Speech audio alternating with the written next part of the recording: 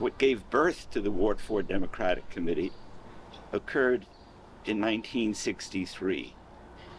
And it was the time when the old guard was leaving. And the old guard was comprised primarily of extraordinarily competent and engaged women. And it was an extraordinarily energetic year in which, among other things, there was the National March on Washington, complaints about segregation, especially in schools in the South, even though this was after Brown versus Board of Education. And the most important character in that change and in that energy was Tom Atkins.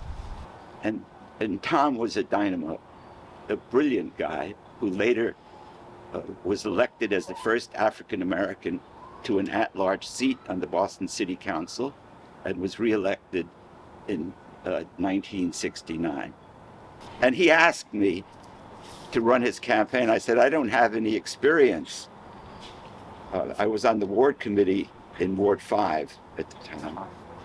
And he said, I don't either. I said, that's not true, Tom. You were elected president of Indiana University student body. You have experience. But that's how that worked. Many of the people who were on the first Ward 4 Democratic Committee had worked in that campaign.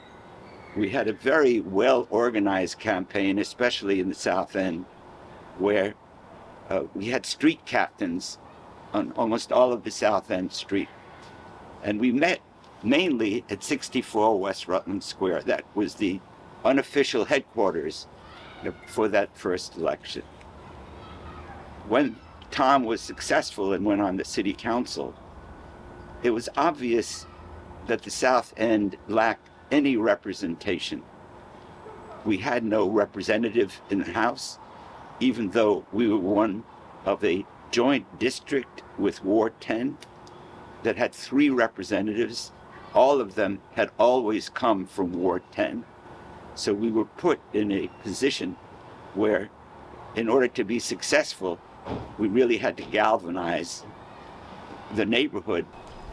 So Ward 4 was submerged, as we would say, in Ward 10. And I started to explain that a Suffolk County Reapportionment Commission was established to reorganize the legislative seats in the State House.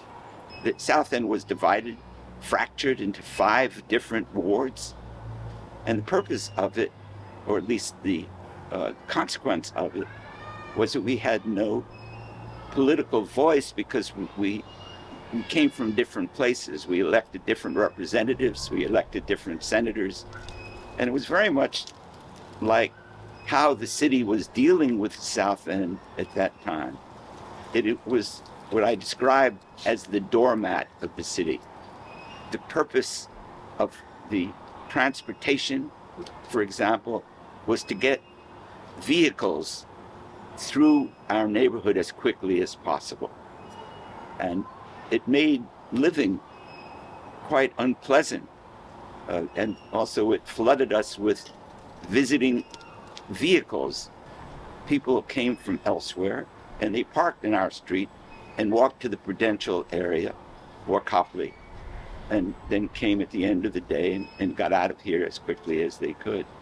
So it was a place that simply lacked representational government.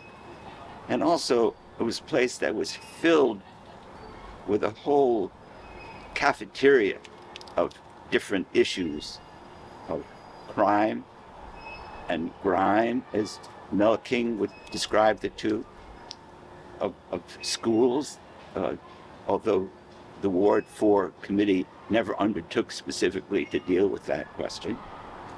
And then of the South End bypass that was going to dump 40,000 cars a day right at the end of this street, so that the commuters can get into the Copley area more efficiently, of housing needs of low-income people.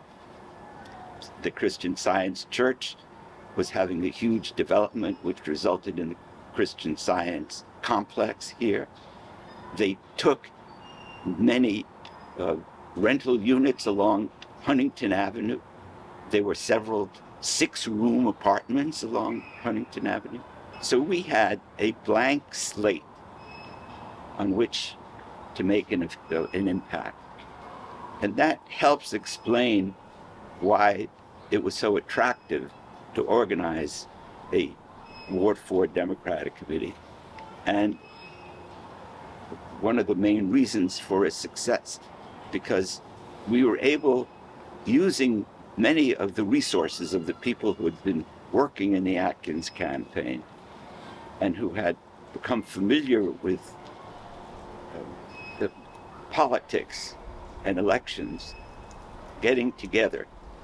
And some of them, like Martin Gopin, for example, an unsung hero in the South End, who worked his life on trying to get jobs for low-income people and for minority people, and housing for people who couldn't afford housing, was a member of our ward committee.